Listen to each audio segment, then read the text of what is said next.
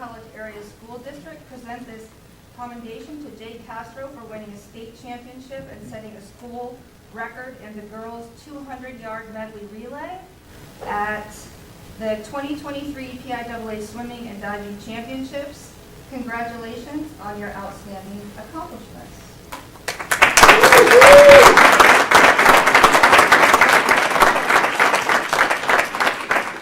Alan Coley.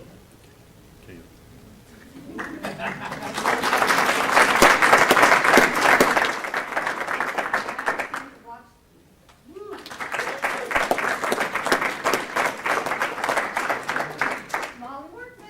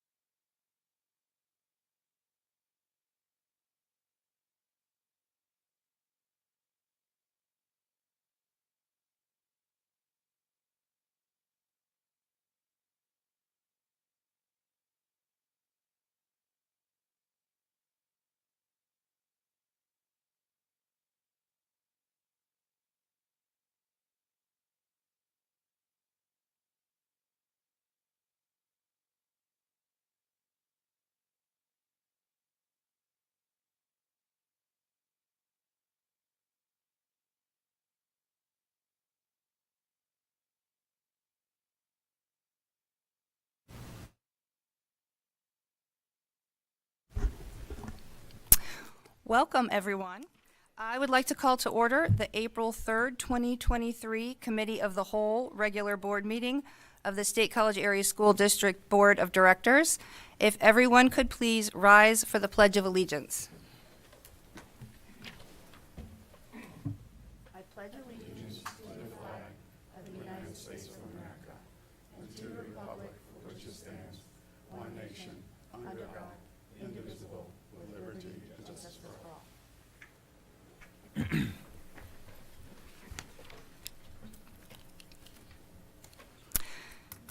I would like to welcome everyone joining us in person this evening and those who are viewing remotely. The board held an executive session on March 20th regarding negotiations, real estate, and legal, United States District Court Case Number 422 CV 01335, and prior to this meeting regarding negotiations, real estate, personnel, and student discipline.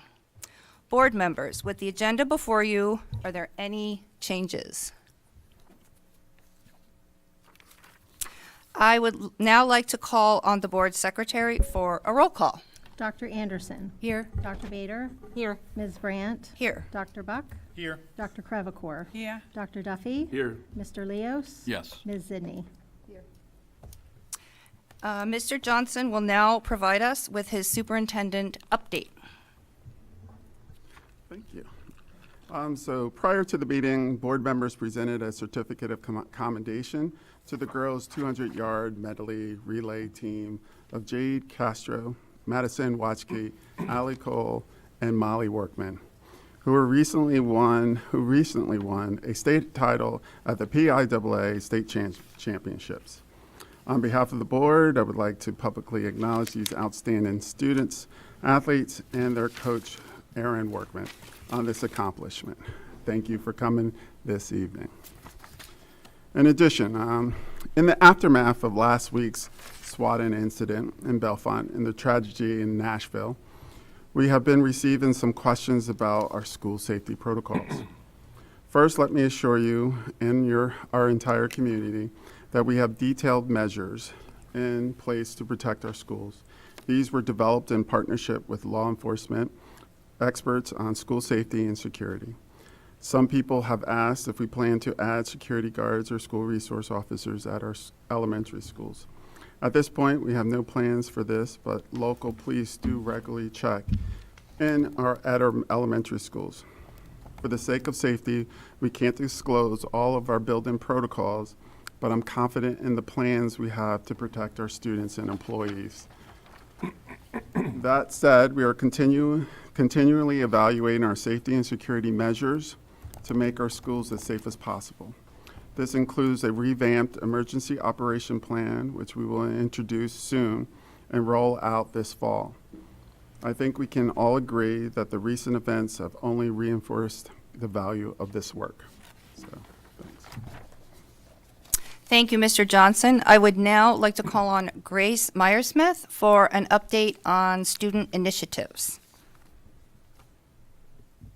Thank you, Ms. Brandt. Congratulations to the Mount Nittany Middle School Math Counts team for recently placing second in the state competition. Coached by teacher Rebecca Schoberg, the second-place team consisted of Evan Jang, Frank Shu, Cole Steffi, and Rachel Jang. Individually, Evan Jang advanced to the countdown round in the written competition. Classmates Alexander Yu and Helen Kiefer also turned in strong individual performances, placing 12th and 13th respectively. Kiefer was the top female student in the state, earning her $500 prize. Congratulations to 22 members of State High's speech and debate team who recently qualified for the state championship at Bloomberg University. Competing against more than 500 competitors from 79 schools, the team's award winners were Adam Lieb in extemporaneous debate, Audrey Shu in impromptu debate, Jennifer Wang and Sarah Huang in duo interpretation, and Maggie Wang in humorous interpretation. Best of luck at the state competition. Congratulations to several State High health profession students for their results in the recent HOSA State Leadership Conference. Allie Cole won a gold medal in the nursing assisting competition, while silver medals went to Dahlia Elwoody in behavioral health, Neil Cochler in extemporaneous writing, and the team of Eileen Chen, Ainsley Martin, Emily Chen, and Maggie Wang in the HOSA Bowl. State High's contingent also garnered 5 bronze medals. Thank you, Grace. Jackie is not with us this evening. We will look to her on April 17th for a legislative update. And we'll move on to the Center Region Council of Governments liaison report, and that is myself and Peter. So, Peter, I will go first, if that's okay with you. So my COG update tonight is pretty much from the Parks Authority meeting, which met on March 31st. And we discussed a Whitehall Road Regional Park change order in the amount of $40,631.82. This has a long history to it. We did not vote on it yet, but we discussed it. And basically, the work was delayed at the park due to a plethora of reasons. Had that work not been delayed, it would have cost $26,000. Instead, it will cost $40,000. So there, I think, will be an executive session to get into some details about that, but it will be on an agenda in the future for the Parks Authority. The second communication I wanted to relay to you is the park update. So this is to the good news. There's been lots of progress this past month at the park. The entrance road undercut was completed. 90% of the water line was installed. Stormwater management system and sanitary sewer are substantially complete. Wooded trail and perimeter trails are in progress. And you probably remember my last COG report talking about the pile and what to do with the extra spoils, the excess. So they are spreading it and grading it right now. That is in progress. And the restroom structure, HVAC, and plumbing are substantially complete. There were some delays due to supply chain issues, but those are substantially complete now. So good news on the park. And the third thing I wanted to communicate is about the Millbrook Marsh Nature Center, Spring Creek Education Building Phase 2, and Diane Curley Welcome Pavilion Project. And the main thing to communicate that I think SCASD families will want to know about, the whole community, but especially SCASD families, is that due to the construction, which is just beginning, you will see some differences when you go to Millbrook Marsh. And so I'm going to read to you the note that the folks from Millbrook Marsh wanted to communicate to the community. The beginning of construction activities is exciting, but also creates the need for extra care and attention. All program participants and guests at Millbrook Marsh are asked to use extra caution when arriving and visiting on site. Construction vehicles will be parking in the visitor lot. Construction of the Welcome Pavilion will be occurring adjacent to the exiting access trail, and visitors will be diverted to a temporary path. Restrooms in the Phase 1 building will remain open, but all the other areas of the buildings will be closed. Temporary shutdown of facilities will also be necessary at various times during construction. Information will be posted on-site and online to alert visitors of the construction. And so I asked them specifically about this, and if you're planning on visiting the marsh anytime between now and December, that's when construction hopefully will be complete, I would check the Millbrook Marsh website before you go, just to make sure that there's access to what you are out to see. So that is the COG report. Peter, did you have anything to add? Yeah, just really briefly, an update on the solar power purchase agreement working group. So the legal review has been completed, and April will be spent dealing with any final pieces expected for negotiation in the contracts. Reminder, 13 of the 15 original entities that made up the working group have stayed in. CATA and Half Moon are the only two to withdraw. So 75% of the original 2018 usage of electricity is on track to be allocated to solar. The contracts are expected for the working group's April 26th meeting, with a look to sign the final documents by each of the entities by May 31st. And in a kind of fun piece of news for us, Joe Vigilone, the former finance director for the Center Region Council of Governments, had his last day just last week and will be coming over to the school district at the middle of this month, where he will begin working with our finance office. So we are looking forward to having Joe join us. Yes. Sorry, COG. Yeah, sorry to the COG, but anybody who's worked with Joe knows what we are getting when he comes here, and it's a lot. He is really fun to work with and very thorough, and now we will have Randy and Joe, so we have quite a team. Yeah, pretty excited about that. But we'll miss you, Donna. Oh, we will definitely miss Donna very much, very much. But we also wish you well in the future. Okay, so we will move on. Jim has a question. Jen Yes. has a question. So is everybody done with their commitments?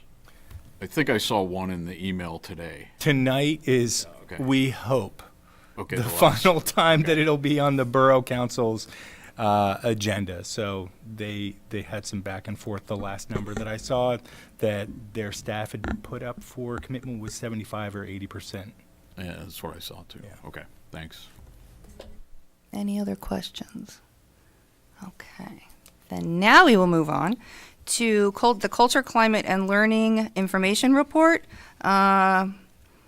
Special Education Plan. So let's see here. We will have Chris Merritt and Danielle Yoder, Heather Pringle, and Katie Ricker to provide an update on the draft of the Special Education Comprehensive Plan.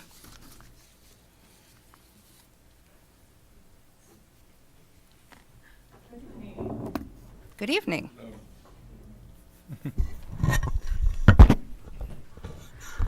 Good to see everybody tonight. You've all also already received the memo for this evening's discussion, as well as a copy of our comprehensive special education plan in draft form. This plan is submitted every 3 years to the Pennsylvania Department of Education, and it outlines our special education data, includes compliance monitoring from the last cycle, highlights professional development activities, as well as the training necessary to provide appropriate programming for our students with disabilities. Over the course of this process, Katie and I had an opportunity to meet with various steering committee members, including board members, parents, teachers, other administrators, curriculum specialists, just to use their guidance and support as we develop the plan. At this point, the plan's been posted on the district website for public review. And then we'll ask the board for approval and submission before May 1st to PDE. A large component of this plan, as you may see, is the education program profiles. There's 65 of them, and they're FTEs, and they're broken down by the type and level of support that special education students receive across the district. So among those 65 FTEs in the document, they account for every single student's type and level of support. So it's a lot of information. For the public, you might want to say what FTE is. FTE, full-time equivalency in terms of a position, a 1.0. The state outlines caseload maximums for special education teachers, so you'll see some fluctuation in the numbers depending on the type and level of support the students are receiving. Another large component of this plan is the special education facilities, and these are all of the spaces in our district where special education programs are delivered. This section ensures that all of our classroom spaces are as close to the ebb and flow as any other classroom space would be. They're accessible for our students. They're located in places that there's not noise that might interfere with learning. The space is also designed for instructional purposes and composed of at least 28 square feet per student.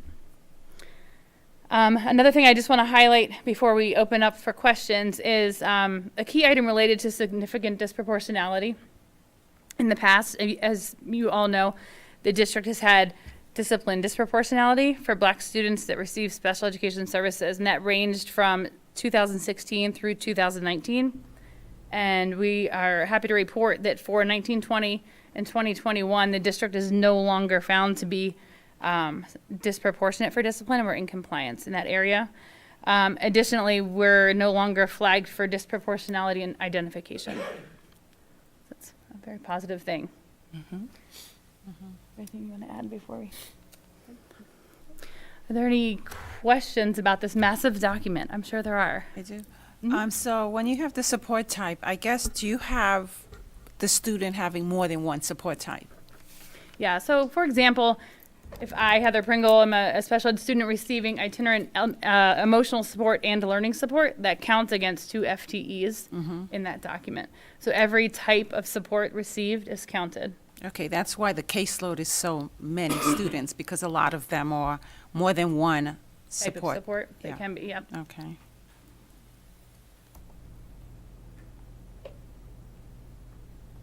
Okay, no other questions? Oh, Amy. Well, I'll just make a quick comment. Jackie Huff and I participated in a brief review with Katie and Heather over the document, and I just wanted to share with the board that it was a quite extensive conversation. We also just had some lovely conversations about the evolution of our special ed program and the gains that they've made and the things that they're doing, and it was just a really positive interaction. I am really excited about the things that they're working on and that they're working with staff on and their commitment. Like, for example, they were very clear about,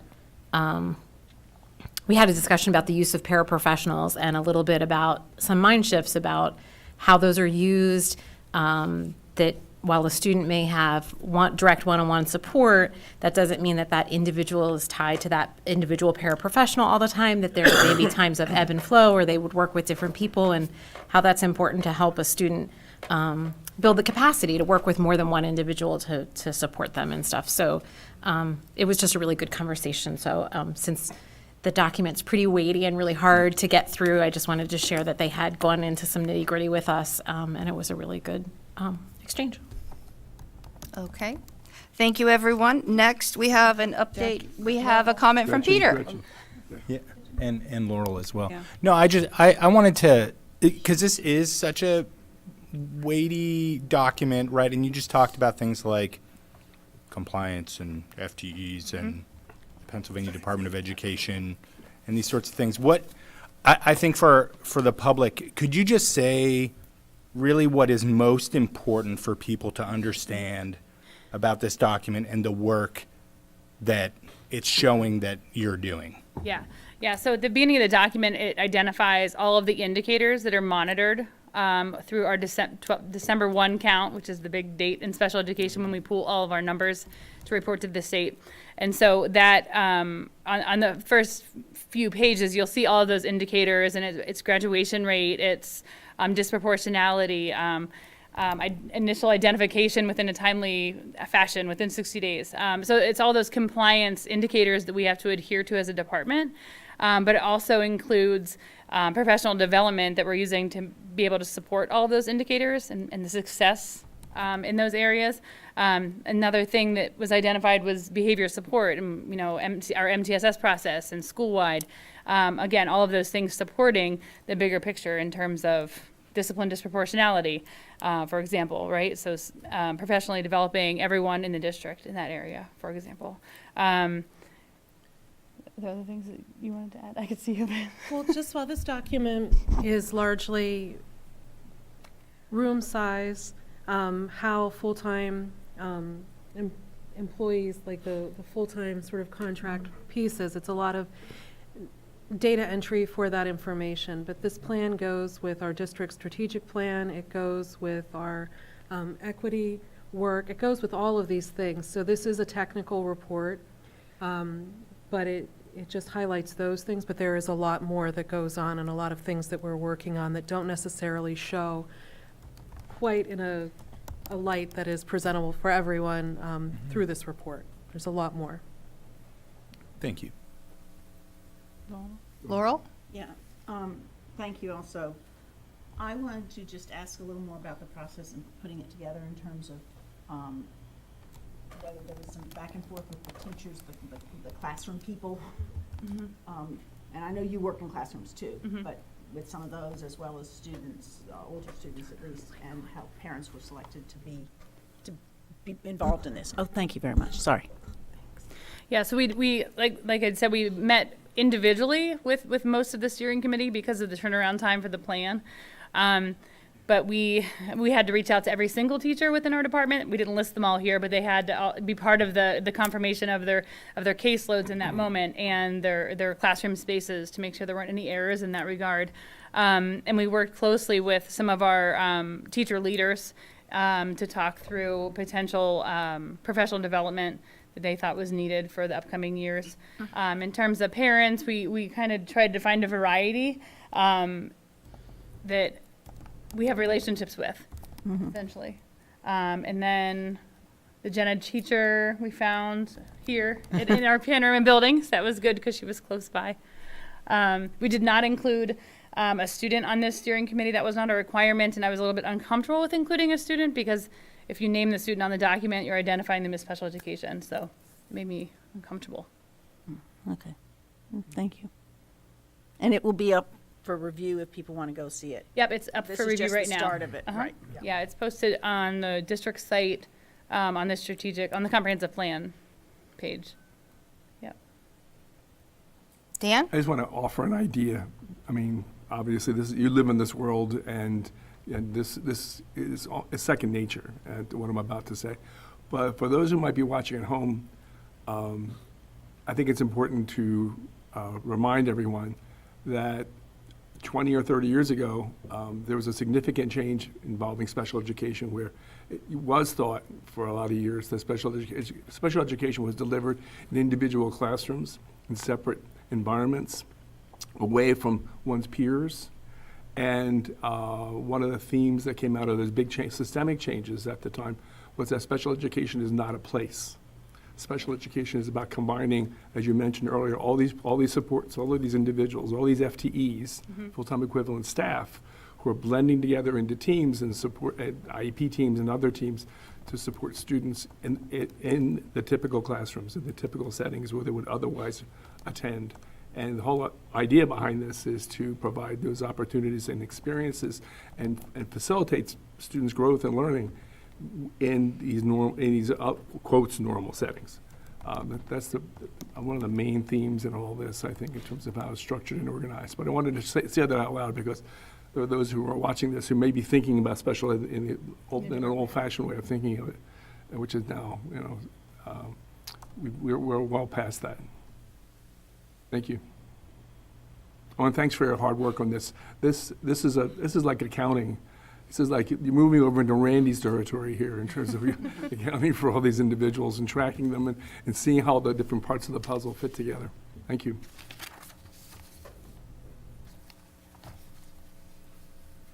Okay. Thank you so much. Next, we have an update on the K through 5 portion of the K through 12 ELA curriculum. Scope and sequence, Danielle Yoder and Deirdre Bauer will provide this overview. Good evening. Good evening.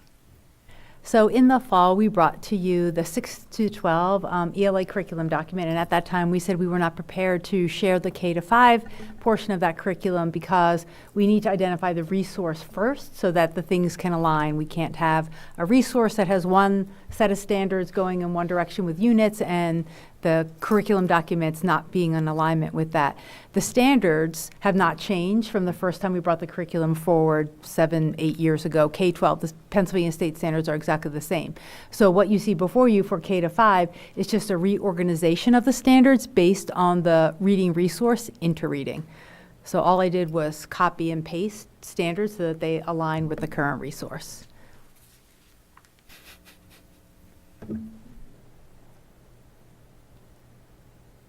And since you've already approved and purchased the resource. Any questions? Laurel? Thanks. I appreciate the copying, pasting. The one thing I'm wondering about, based on some, this talks about the science of reading, we've talked about it quite a bit, is the piece that's coming out about how tying reading to content, and especially science and social studies, which I didn't really see any changes here. And I'm wondering if that is because the curriculum doesn't include those changes, or maybe they're embedded in there and just the words aren't here.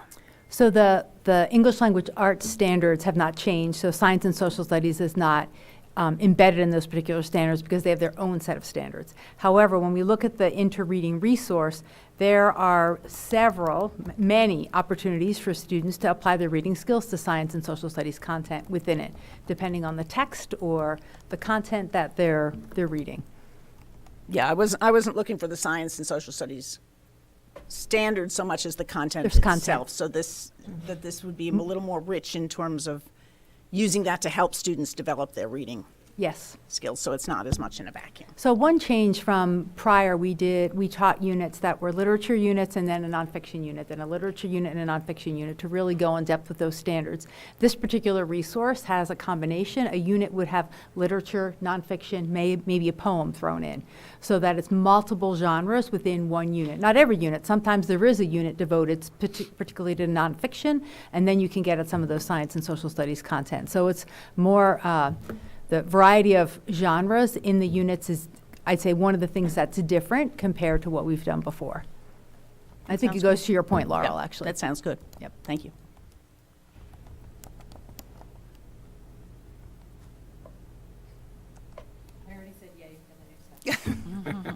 Okay. Well, thank you so much. And now we will move on to, thank you.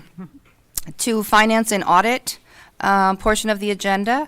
And Randy Brown is with us remotely to provide an update on the 2023-24 budget development process. And we also welcome Donna Watson. Good evening, board members. Good evening. Thank you for allowing us to have this discussion with you tonight. In your packets this evening on the agenda, there should be multiple documents for you. I am going to briefly provide an explanation of what you can find in your packet and that information, and then Mrs. Watson will go through the presentation that's also attached. In attachment A is the comparative statements for 23-24 budget, which include a 4.1 tax increase, which is the maximum allowed by the Act 1 index for this budget year. Attachment B is to your projections, again with that 4.1% tax increase for 23-24, and then returning to 2% for the remaining years of the projection. Attachment C is a comparison of the 22-23 versus 23-24 budget by department throughout our district. Attachment D is a staffing report comparing the full-time equivalent employment hours for the budgets 22-23 versus 23-24. And then we have an updated budget calendar, which obviously we are reaching the end of that budget cycle as we're beginning April and getting ready for some final budget approvals here in May and June. So Mrs. Watson, if you would go ahead and present the presentation that was attached to the agenda.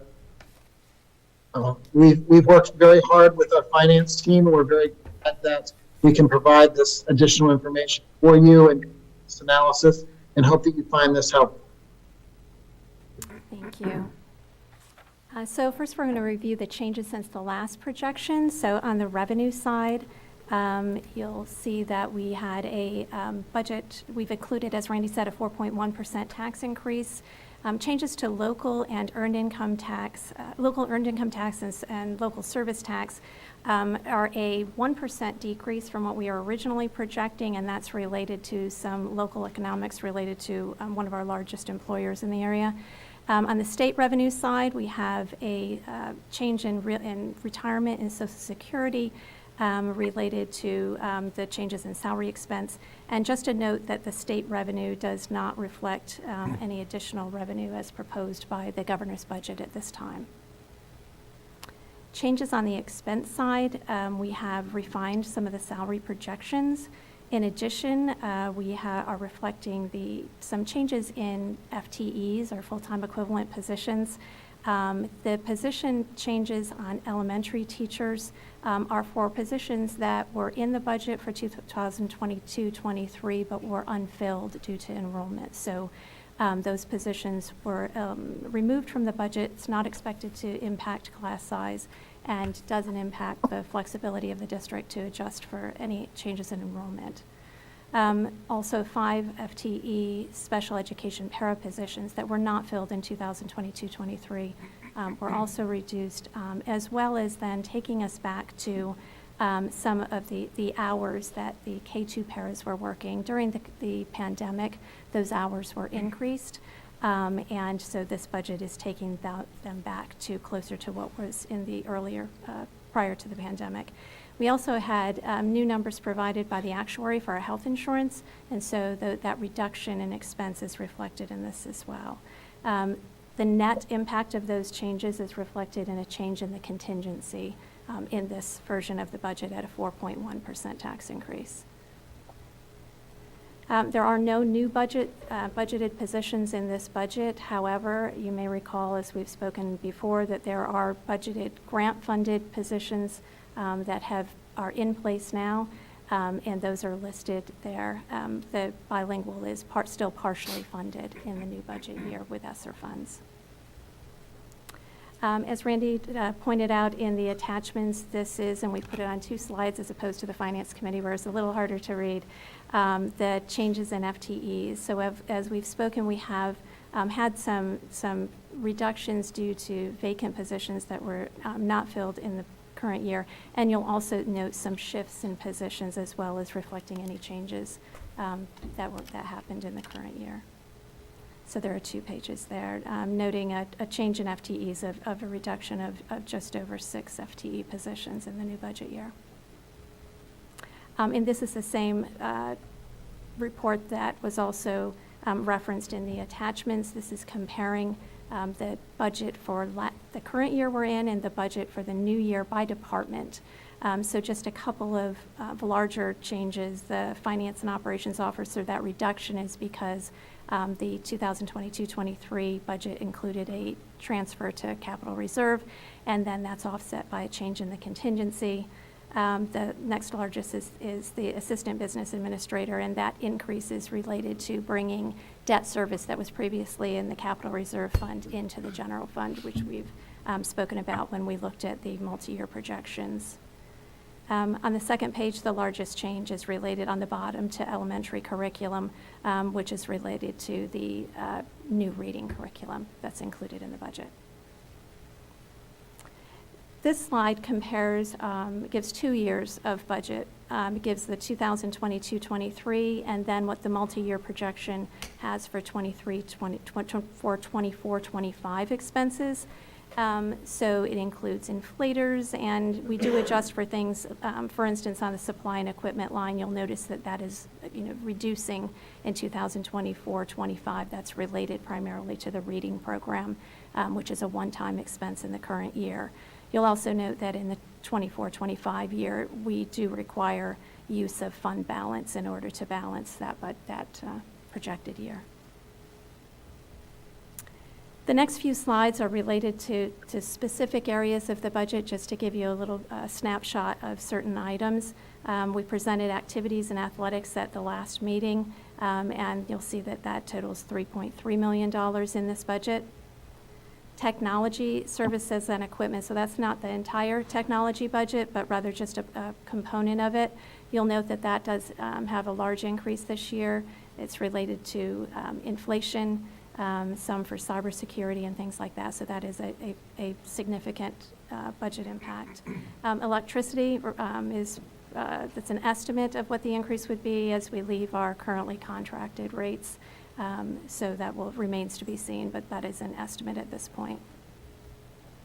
Tuition for outplacement students, that is a 1%, but still a $2 million expense in the new year, and increasing $285,000 in the budget. Some charter school information. You'll see that the charter school expense, and this is comparing to 2021-22 actuals, is going up approximately $928,000. That's due both to the rate for tuition per student and also due to a slight increase in the number of students. This slide is related to student activities, but this is not a district expense. This is the student activity funds that the students raise. This is the last section in the treasurer's report each month that we prepare for you, showing there was a beginning balance of all of those funds combined of $474,000 at the beginning of 2020, at the 21-22 school year. The groups raised funds from fundraising of approximately $250,000, and then that expense number is the net impact of costs of things, their expenses. This can include disbursements for trips or any type of competitions or anything. It's netted for the portion against the portion that the parents fund. This slide is showing what the real estate tax revenue would have been if the tax rate would have been 2%. This is showing then by year what it would be. And then the red with squares line shows what the actual, the impact of the actual tax increases. And you'll see in 23-24 that we show what 4.1% would bring us to versus 2%. You'll note that there's an increase even where there isn't a tax increase. That's because we have assessed value growth, which contributes to the increase. This is the slide we've been showing you, which is the straight line is what the state mandated maximum unassigned fund balance is. The bottom, that lower declining line is what the projections looked like when we did the budget last year. And then the next two lines are assuming a tax rate increase of 2%, 2.4% versus 4.1%, with all other years being 2% in projecting the out years. And this is a visual that shows then the components of fund balance in that projection, assuming a 4.1% increase only. The bottom solid part being the unassigned fund balance, so you can see that we're utilizing committed fund balance in order to balance the budget as the years go on. Supplemental tax rebates, just a quick note related to that. You may recall that we budget each year for $100,000 to fund that tax rebate program, and we have included that in this budget as well. It's the 9th year of the program. The forms are included in the tax, when the tax bills are mailed to taxpayers, and then the process of application and payments occurs from July 1 to with the application deadline of June 30th. We're watching to see what the governor's proposal will include, as it does have some impacts on what you might approve for the district's program. And then next steps would be the proposed final budget being presented at the next meeting. Just to note that that is not the final budget, and certainly there can be changes after that. And then on May 1st will be the approval of the proposed final budget and the presentation of the PDE Form 2028. May 15th is the budget hearing, and then the final budget presentation. And on June 5th, we would be presenting the final budget for adoption, along with all the other resolutions. Questions? Thank you, Mrs. Watson, for that information. Just, I'd like to make a couple comments, board members. As Mrs. Watson mentioned, there was a Finance Committee meeting. It was last Thursday morning, and there was much of this information, as well as other pieces of information, were presented there. So if you have a desire, you may want to refer back to those materials as was linked in this memo. And then just again, we are continuing to move forward with our budget process. There'll be new additional information or new presentation of our budget information that typically comes as we end the budgets, come to an end in the budget cycle. And that information will be available at the next meeting on April 17th, when we present the proposed final budget for you, and then ask that you would approve it on May 1st, with then a June 5th final budget approval. Any recommendations, questions, changes would be greatly appreciated sooner rather than later, in order to understand if the board direction is different from what we have presented or we plan to present in the future.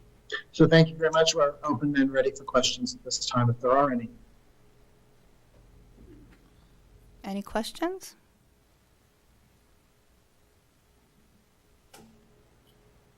Jim? Yeah, no, thanks for this work, and I particularly like the slide with the tax projections at 2%, illustrating where we would be had we not taken zero, tax increase for 2 of the COVID years. Obviously, I think it's wise not to include some of the governor's proposals, because this is the, first year of the governor's term, and it's usually a governor has a honeymoon until about May, and then we have to decide how we're going to pay for everything, right, that he asked for. So we'll see. I mean, hopefully, I don't know if maybe your professional organization has weighed in on where we stand with regard to the fair funding decision. And I know that the governor said in his address, and basically the litigants said, that it was not going to be a one-year solution. We're not going to get to fair funding in 1 year, despite the decision of the Commonwealth Court. So can you say anything about how that may influence it, or we don't know yet? Well, we don't know yet. And I know that the proposal of the governor, some believe that it isn't necessarily addressing this. So no, our professional organization is not, that I know of. Randy, do you weigh in on that? Would that be PASBO or whatever? Yes. Okay. Yes. Thank you.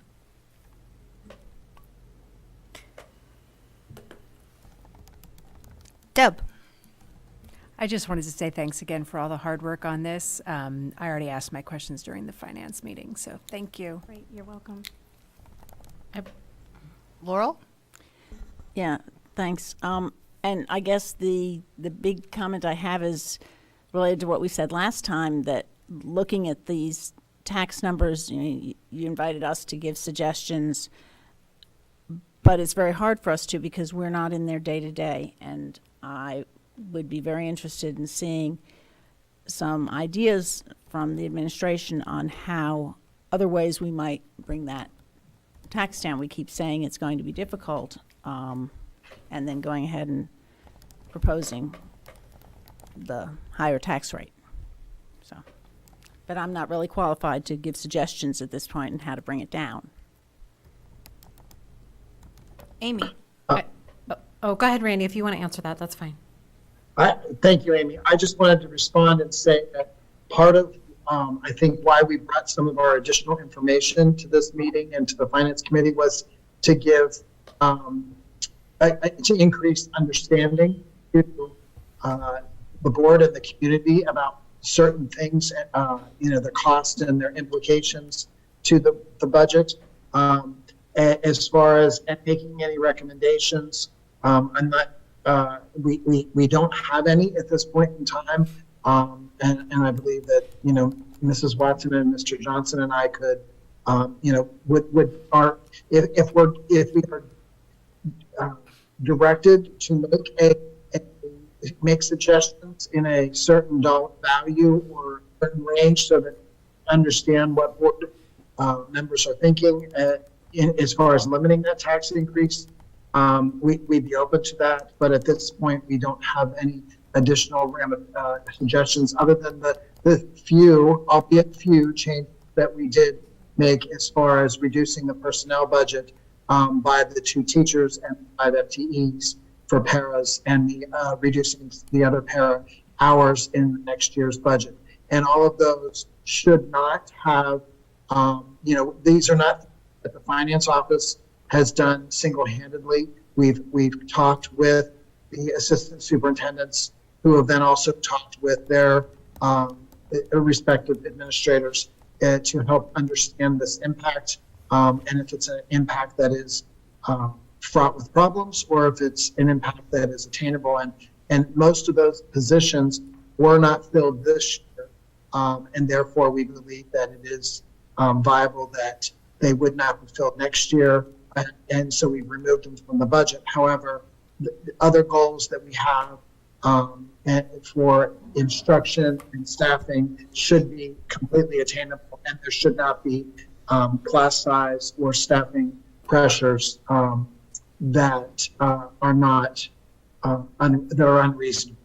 So I hope that provides some additional clarification on some of the information we provided tonight. Thank you. Amy? Yeah, Donna, could you put the chart that Jim was talking about, the red and the yellow and the 2%? Yeah, so I think Jim makes a good point to call this to the public's attention. And what I often say to community members when they ask about why tax increases or why particular numbers is, particularly I think it can be confusing for the public because we'll see sometimes the borough or the county may have 0 tax increase for several years. And the nature of school districts is that we're in the business of giving services, and so that means employees, right? So the majority of our expenses are 80% more or more paying salaries and benefits, and that no one wants their salary and benefits to stay stagnant, right, over time. So we're always having increasing costs, generally speaking, with salary and benefits. There's some retirements, some attritional savings, but that's generally pretty minor. And so a school district budget is typically going to grow from year to year unless you shrink your programs or your staffing. And the opportunities for that are pretty rare. So that's why the yellow line is kind of a rough assumed 2% increase from year to year, knowing that there's going to be growth in those salaries. And so so I just wanted to explain why that is. A lot of people ask me that all the time. They're like, well, why are you always assuming you're going to increase taxes? And the reason we have to make that assumption is that we have to pay our employees, and our employees obviously have justifiable reasons to have an increase in cost of living, and the cost of healthcare is constantly escalating as well, and we have to manage those costs. Having taken the 0% tax increase for the 2 years during COVID has its own repercussions. And then subsequently, we're all dealing with the after effects of inflation after the pandemic. And so I think it's really important to see the difference between these two lines in terms of how do we get back to where we would typically expect ourselves to be in terms of the budgeting. And that's that differential of the 4.1% versus the 2%. So I just wanted to talk about that slide a little more, and hopefully maybe some layman's terms that maybe made sense for some people. And that's kind of some of the logic behind, what we have to think about in terms of things. And in response to the question of how do we potentially keep that lower, I think the challenge in this time period right now, being so early, I don't even like the term post-pandemic, but the worst of the pandemic, we are hearing from teachers, we're hearing from families about the challenges and pressures for a lot of students and the struggles, the need to address learning loss, the need to address social emotional development that was not neglected, but lost, during the pandemic. And so those higher levels of needs results in needs for more staffing. And so I appreciate the adjustments that were worked at and brought to us that in terms of staffing, and hopefully that some positions that weren't filled won't need to be filled. But the reality is we have other needs that we have to address as well, and that impacts what we need to budget for. So that was a lot of talking, and I'm going to stop now, but I thought it was important to call attention to some of those facts. Gretchen. Carlene. Yes, I just want to say everything that Amy said is really correct, because when I do go door knocking and I speak to people and that's the first question. Once you explain that, we have employees, we have teachers, I think people understand. And it's something that people don't think of about when you raise taxes, but a lot of it goes to our employees. So I think that's a very important point to bring out, to emphasize. That's all. Dan. Yeah, I just want to, Donna, thanks very much for bringing this forward, and Randy, you as well, and assembling this information. And one of the things that happens as we watch these chapters, if you will, from meeting to meeting, watching the way it gets tweaked, watching the ways in which there's more information, the information is fleshed out more. It's really helpful to us. And the graphic example that Jim mentioned as well, I think is really helpful. The one thing that came up during the committee meeting, the finance committee meeting, I thought that I was curious about had to do with the changes in the supplemental tax rebate program over time. And as I understood it, and I didn't study it before coming this evening, but it might be good for the community next time we get together to kind of go through those numbers, because the graphic presentation on that suggested that because of the way it's calculated, we're able to put less into it. Correct me if I'm putting this poorly, but because of the way in which it's calculated involving a larger state system for doing the same kind of thing, we're in a position where there's less that we can contribute to it through and it's not a lot of money, but for some families, we're kind of restrained from contributing more because of the way in which the manner in which it's calculated.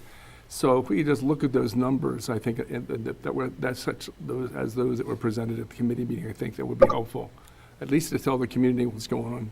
Sure, and that's where we have a maximum amount of rebate that we can give to any taxpayer, but that maximum includes anything that goes against that maximum, includes the homestead farmstead, it includes any rebate received from the state, and then our rebate. So when you get to the point where the district's rebate is paid, we're limited by that maximum. Yeah. And so we can bring That'd be good to see, slides. because it just places in the position of having less opportunity, if you will, for us to mitigate the demands on those who are of the greatest economic need in the community. When this first came out, I remember that one of the questions had to do with that Scott Fazard raised at the time, had to do with the fact that This is for retirees, for people, but not necessarily for people who are just starting out, young families, as I recall, that they're not eligible because of the ways in which the law that is the basis for this work. So, as it is, we're kind of restrained from helping those who are at greatest, and some members of the community who are at greatest need for support in this way. But it'd be nice to know what those other moving parts are that are kind of reducing our capacity to support families this way. Sure, and the district's program follows the state's program, so the criteria are the same. Right, and we're not doing anything illegal. And we're doing everything we can right now, but it's good to know what those various moving parts are and what the forces in play that are leading us to less opportunity, if you will, to support the community than we might otherwise be able to do. Jim? So just one other question and then a couple comments. You talked about the outplacement tuition. Does that include the CPI tuition, or are those just for the programs? I don't know that you know what, CPI is included in there. It's a small piece of it, but Okay. yeah, CPI I think is included in that So number. for programs that we don't have in the Career Technology Center at State High, we send people to the Central Pennsylvania Institute of Technology, and we pay tuition to do that. Correct, that's a small piece of it, yes. Okay. Yes. All right. And then, so in terms of like some budget impacts, is usually there's a great variance from year to year with regard to the healthcare. And I think we got some pretty good news with regard to that this year. So that we were fairly successful controlling costs, and that's part of the reason that line item didn't go up or maintained about the same. Yeah, we're very new, very in the infancy of our self-insured Right. program. So right now, we're having good experience. That can change from year to year, obviously, and that's why we have that reserve established, so that if we have a year where we have some high claim Outlier. experience and therefore higher claims. And it also changes as we see providers contracting with the insurer, and sometimes those changes in those contracts can cause health plan costs to Right. go up as well. Good point. Yes.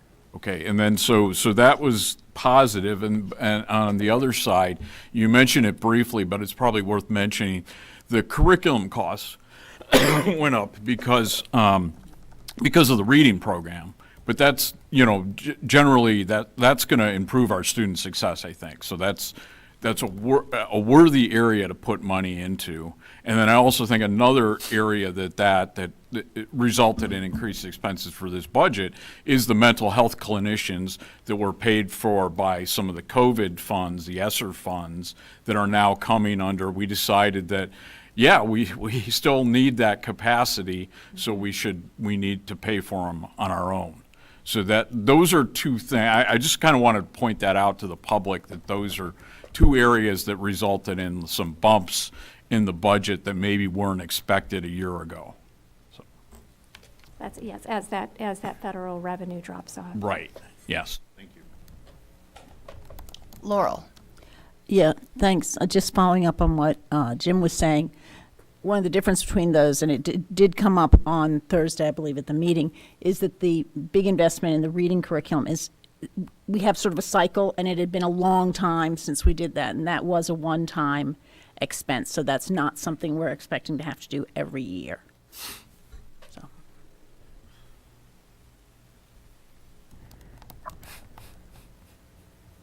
Okay.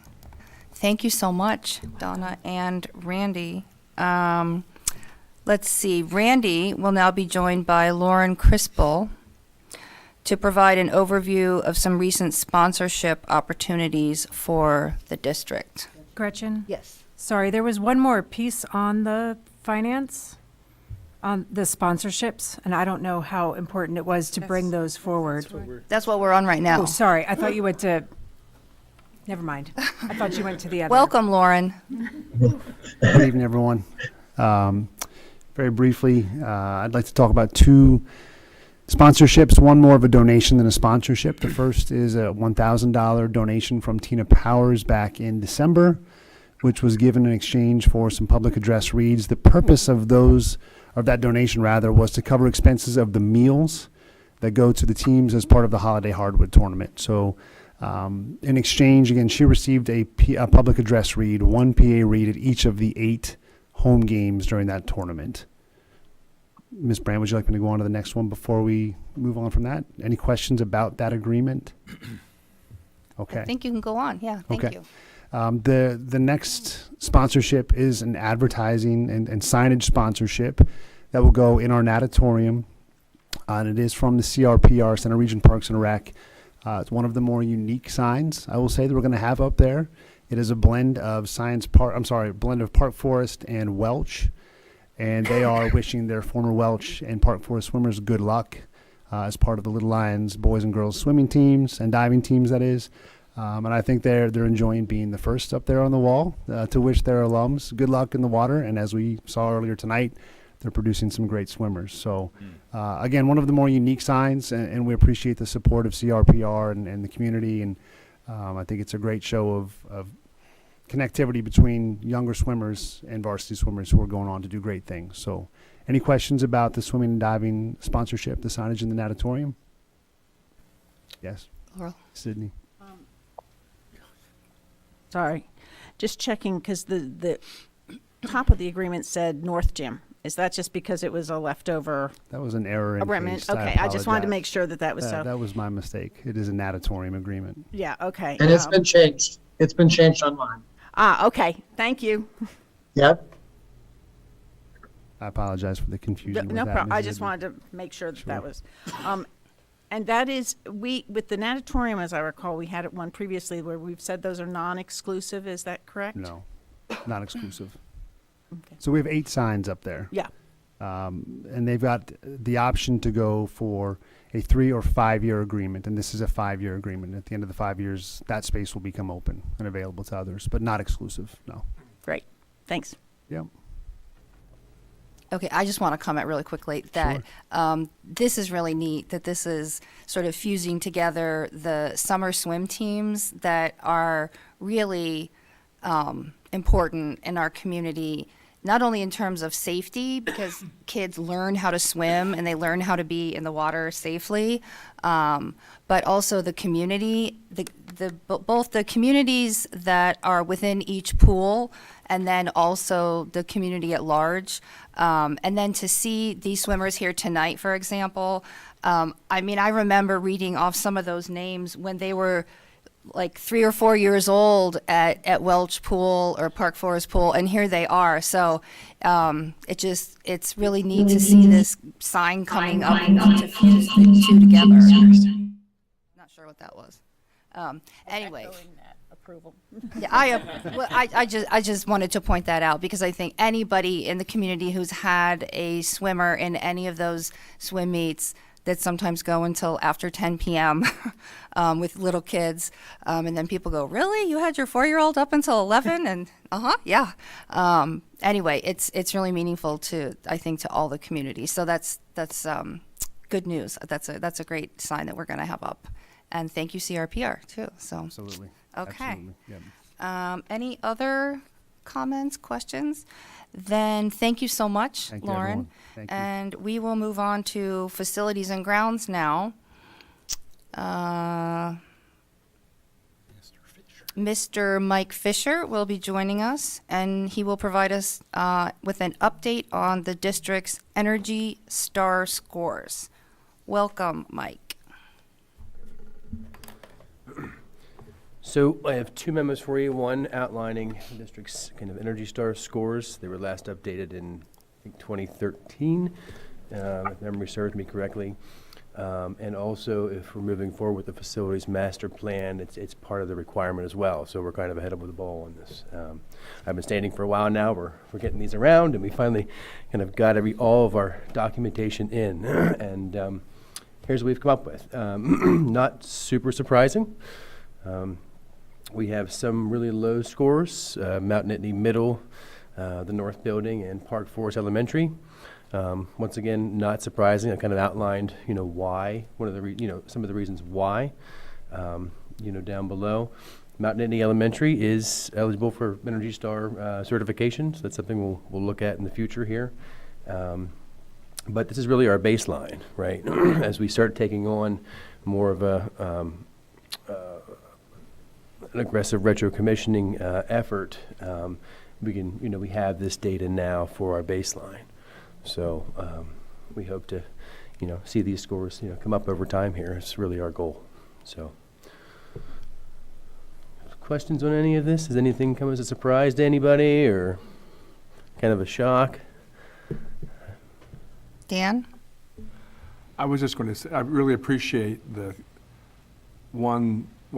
mostly, I relate this to the work we do with students in terms of our data collection and assessment of their progress, and also in terms of thinking about baseline and looking about areas for improvement. But along with that, just this is a separate world, of course, but it's the same process. And I really appreciate the attention to detail and the metric approach to doing this, and looking at this as a starting point, not the end, in terms of what we're doing, that we can come back later and look at this in terms of pre-post data. Once those improvements are made, we can assess them. So I think it's really helpful to have this process transparent to us and also to the community. Thanks very much, Mike. And we are now set up in what's called Portfolio Manager, which is a tool with Energy Star. All of our data is in there, and we will continuously update that. So these scores will basically be real time, kind of month to month as we go on. Great, wonderful, thank you. Laurel? The North Building, you mentioned that it's the inefficient boilers that's the reason that's so low, and that we are going to be placing them and reduce the district's natural gas use. Will that bring that score up? Correct. So the North Building accounts for around 18% of the total district natural gas use. We anticipate a 30 to 40% reduction in natural gas use in that building alone. So conservative estimates is a district-wide at around 7%. And yes, it will bring the score up drastically. And those were left from the parts of the North Building that we didn't do that's not the Delta part, is it? Or is it? Yes, it is. It heats it heats part of that building as well. A very small part of Delta. It's mostly attributed to the athletic side, but it all is intermingled a little bit. But they weren't, what I'm asking is, they weren't boilers that we bought just 2 years ago? No, As part no, of no, when we were no, 3 years no. ago, These are however long ago we dinosaurs. did that renovation, right? Yeah. Thanks. Peter? How much of that is tied to the pool? Probably quite a bit as well. Pools are energy hogs. I didn't take the pool out specifically to take a look at it, but they are energy hogs. Yeah.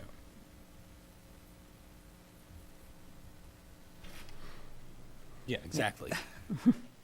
Very cold pool. I had one question. I don't see any hands up. So for Mount Nittany Middle School, because obviously it had the low score. So, I mean, you wrote that, implemented aggressive heating and cooling strategies that aid in reducing humidity levels, and the envelope remediation project set to begin this summer will help address the humidity issues, and physical plant will work to adjust the heating and cooling strategies to a more energy efficient manner. So once those are adjusted, how much better can it get? Because I know that building's not brand new, but I know the humidity, that's been expensive and a real problem. But how high can we get it after that? Is it going to be more comparable, or is it still going to be pretty low compared to the other buildings? It's always going to be lower than Mount Nittany Elementary. But a 5 is, we can do better than that. Yeah. We'll get it up. Yeah. Okay.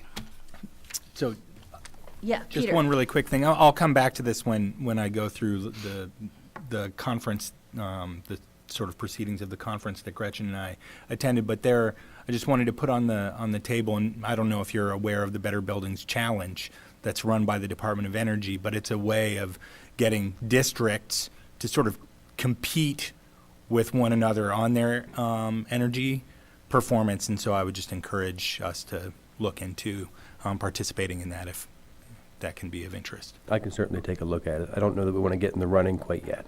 Yeah, well, I don't think Mount Nittany Middle School is going to win this year. no. Not this year. Okay. But we Laurel fully Dam? Did you have? Oh, okay. Sorry. Mike? We fully envision even Mount Nittany Elementary those scores to rise as well. Yeah. Okay. Okay. Next, Mike, you will continue with an update of the North Building renovation project for us. Thank you. Sure. So I've outlined our penultimate, our lead charrette. We'll have one more final one. And this is where we've kind of ended up. So this is our second charrette, kind of going through these scorecards. Right, and again, the space is already gold certified, as we stated before, but we're still kind of following the same process and using the same standards. And, you know, right now we're at a project maximum of 73 and a 15% attrition, you know, puts us around 62, which is gold certified. So we feel confident in that, you know, in those numbers. I can, you know, we kind of outlined, you know, all the sections and all the kind of the points I can go after. I'm happy to go through all that if we'd like, or if we just leave it to reading, and then if you have questions, you can do that too. It's completely up to the board.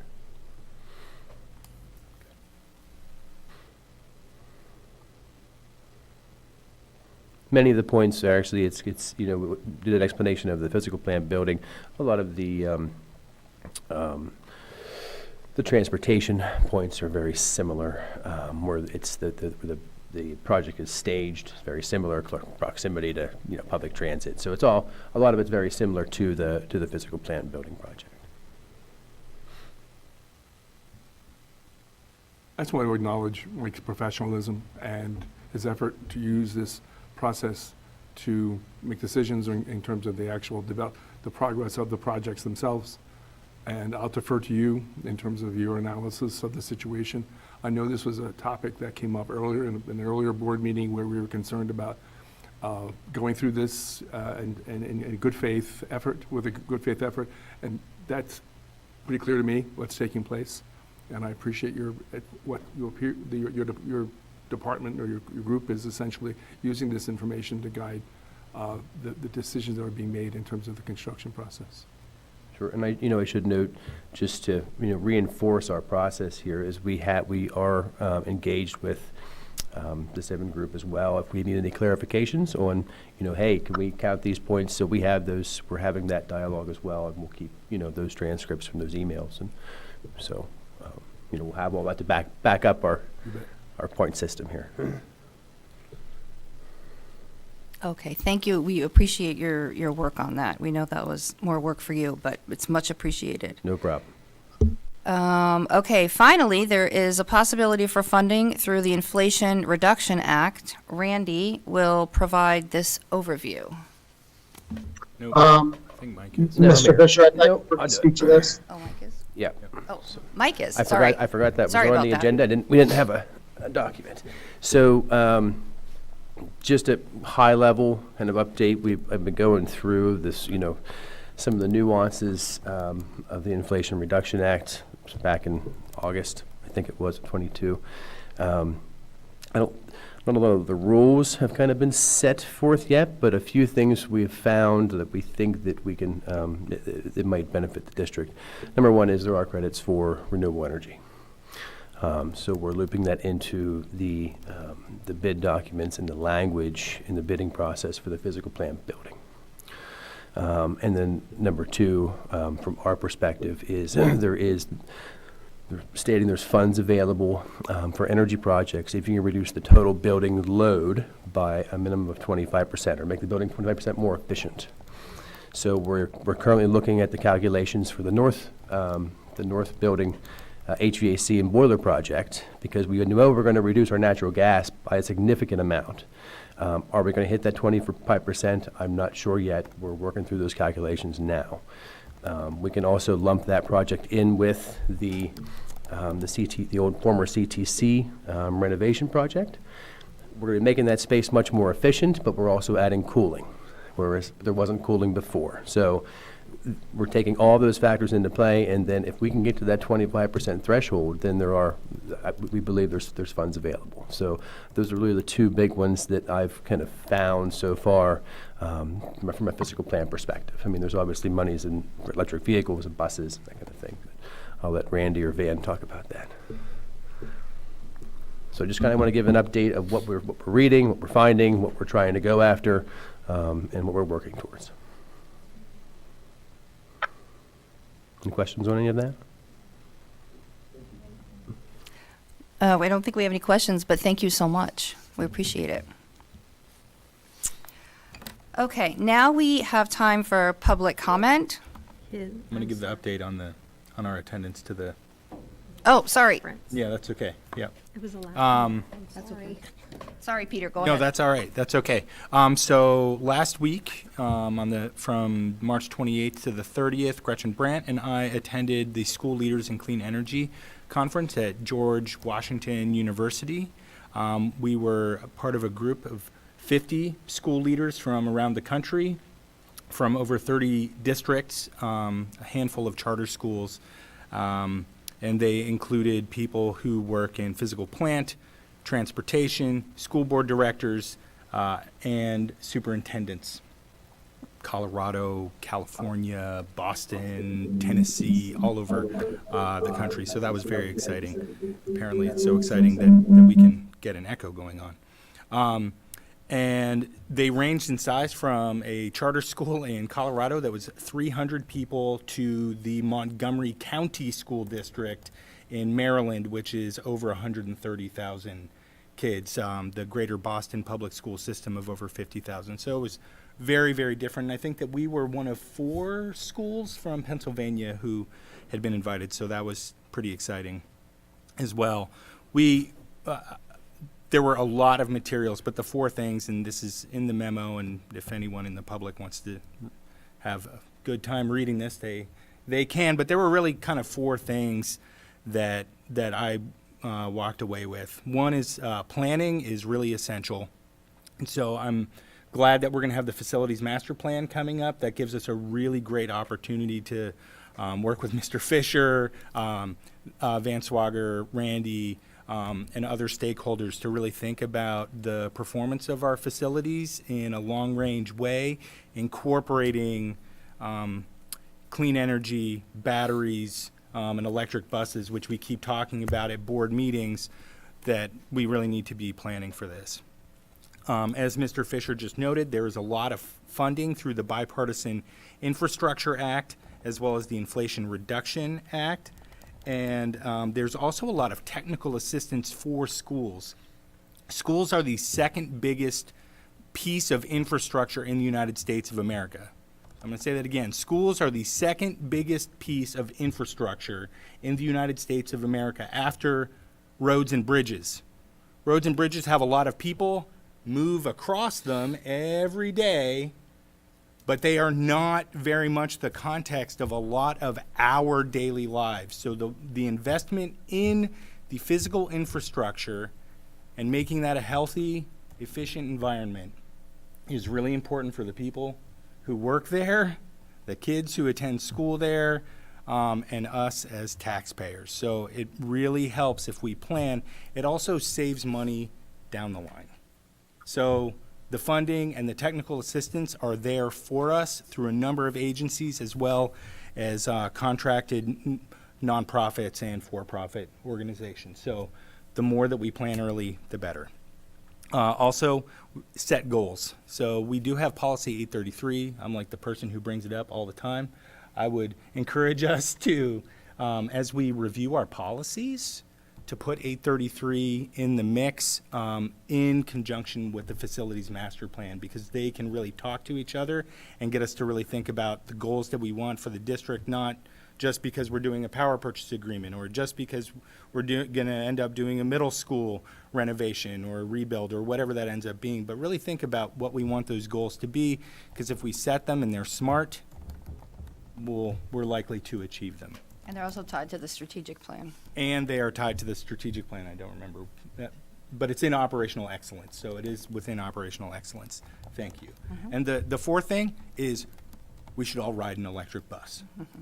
We got to ride an electric bus named Julie, like a joule, like the measurement of electricity.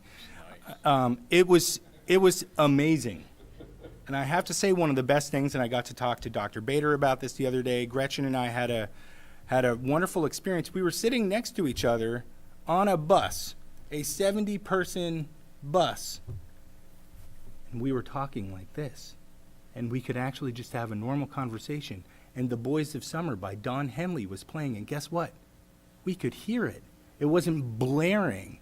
And so what districts have found that have adopted them is that the behavioral issues that come along with bus riding, when you have to yell and kids get amped up, go down. And that's especially important when we're thinking about equity.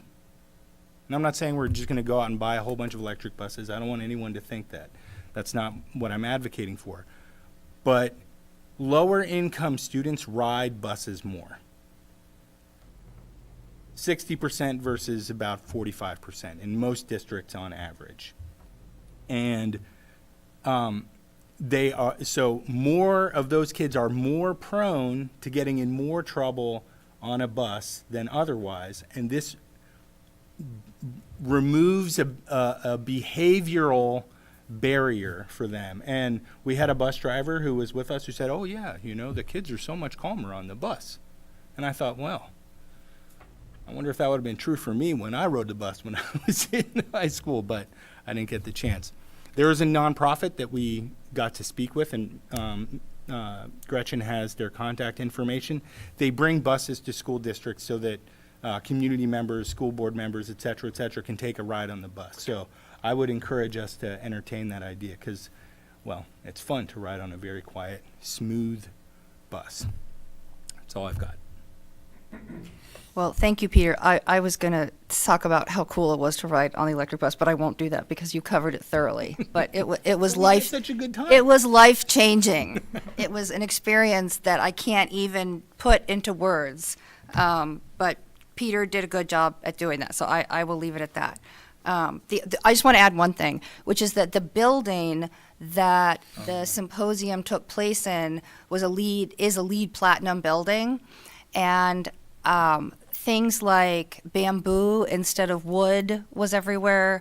The air quality was so good in this building that even though we were there for about 10 hours for 2 days straight, I felt like I was outside, which I've never felt before. I've never experienced that before. So there's things that go into a LEED Platinum building that you just start to dream, oh my gosh, if every building could be like this. It was just so much more comfortable. The acoustics were better. It was really quite something. So, and the experience on the electric school bus. And I will say the other thing is that when they were describing, there was a person from the company who makes the Julie bus, and then also the bus driver, and they were describing sort of details about this bus. It really felt like you were watching a movie from when automobiles were first invented. I mean, that's how people were feeling and talking to each other. Well, what does it feel like? They said it feels like driving a large golf cart. And then I'll stop because I would go on too long. But it was quite an experience, and hopefully, if there is interest in the community and the administration and the board, and maybe we can talk about this sometime in a Facilities and Grounds Committee meeting, but we could potentially, I spoke with some folks who could bring an electric bus to our area at no cost to the district as a demo, so that other people could experience what Peter and I got to experience. So anyway, thank you so much, Peter, for that update. And now I believe we are ready for, I'm just waiting for someone to tell me I missed something, public comment. Okay. Let's see. Okay, so at this time, we will have public comment. Each individual will be allotted up to 3 minutes for items discussed to this point on the agenda. For action items, public comment will be held just prior to voting on that item as required by the Sunshine Act. If additional time is necessary, the board may consider reopening public comment after board business is completed or during the next meeting. As a reminder, public comment is a chance for community members to share their thoughts with the board. It is not a time for the board to answer questions or engage in conversations. You can always email the board at all-board@scasd.org, and all 9 board members and the superintendent receive those emails, and we read them all, I assure you. So is there anyone in person who would like to make a public comment?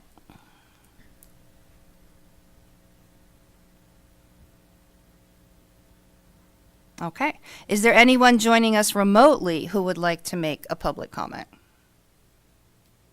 No. Okay. Yes. Peter mentioned his favorite policy of 833, and I want to mention again that our policy 903 says the board shall provide an opportunity for public comment at the beginning of each meeting on any district-related subject not on the board agenda. And I really think we should be doing that even at these meetings. Okay, thank you, Laurel. I would like to call the meeting, do we want a break? Let me just see Yes. Okay, why don't we take a 5-minute break, and we will return soon.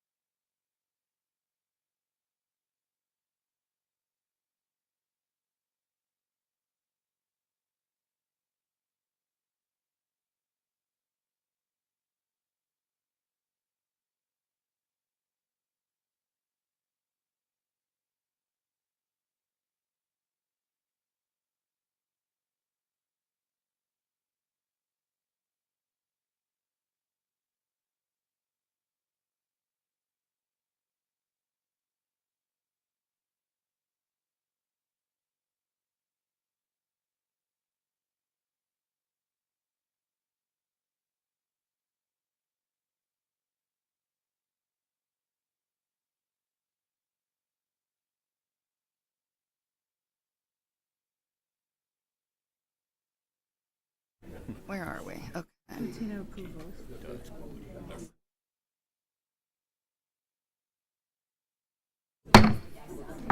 I would like to call the meeting back to order. Next on the agenda, we have routine approvals. Is there a motion to approve the routine approval listing as presented on the agenda? So moved. Are there any questions or discussion? I do have a question. Carlene? On 60, I was just curious about the Lutron Services for Lighting System. There's a part where you had said about technical training at the high school. Could you tell us more about that? It's just, that's Lutron's cost for one of their technicians for the day. So we're going to have our electricians basically shadow them for the day as they're making repairs. It's a pretty advanced lighting control system, of which the training that I think our guys got when the building was handed over was probably a subpar. So we just want to get them more familiar with the programming of that system, is really what that's about. And what students are we talking about? Any of the CTC students or? No, that's a training for our physical plant staff. Oh, I see. Our maintenance staff, Okay, yes. it's not for the, okay. That's what was confusing me about that. Okay, great, thank you. Laurel? I just wanted to check with you on the paper towel dispensers because it's a big expense, and I appreciate your mentioning the savings that we anticipate. But can you just explain a little more about what's happening there? So there's a couple things happening. What we're finding is with our trifold paper towels, kids reach their hand up there, they got a big glob of them, and then throw them on the floor, basically. It happens quite a bit, more than you would think.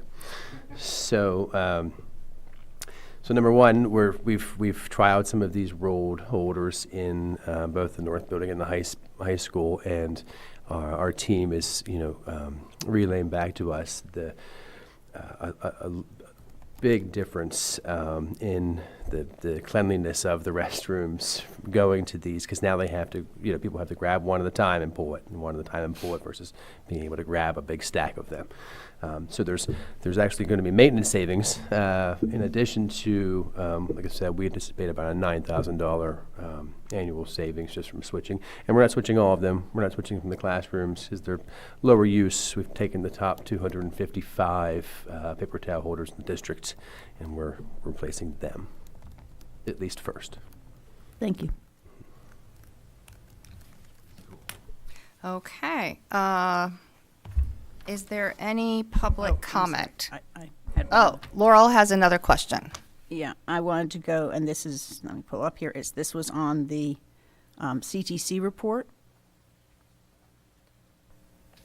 And there were several corrective actions that we're doing, and I just wanted to. We're still in routine approvals. I'm sorry, I apologize.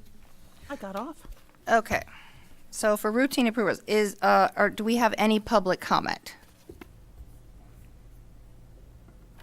None in person, remotely? I'm sorry. Okay. I did have a question. Back to Laurel. I got off. The question was about the contract with Sinclair for the preschool rooms, because in the past we had one MOU that had the preschool rooms where we started to provide them, and we had another MOU where we said we detailed how we do the transition services. This time the MOU has both together, and my question/concern was whether by putting these together we might be establishing a precedent should we come to a time when we really needed all of our space for our K-12, for our K-5 population. I take it you're asking about a legal precedent that we can't break. Yes. It's a one-year contract. Right. We're out of the contract after a year, and we can do whatever we want.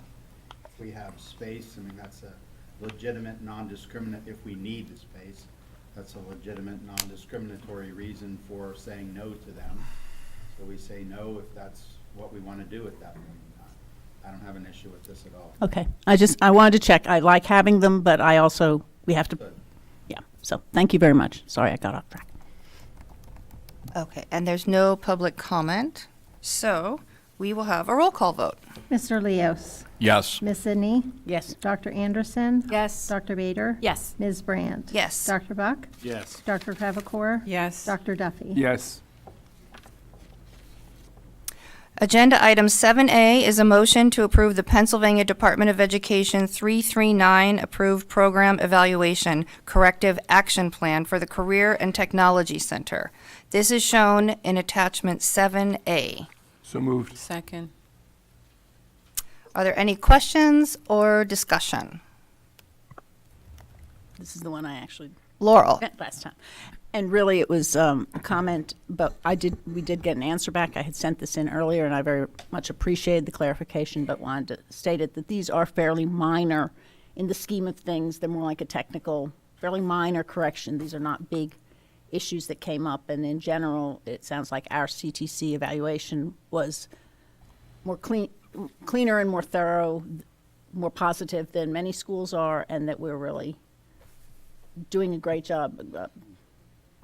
Carlene may be able to talk more just as the representative to CTC, but There were very minor corrections that we already addressed, and that overall, we've gotten really great reviews.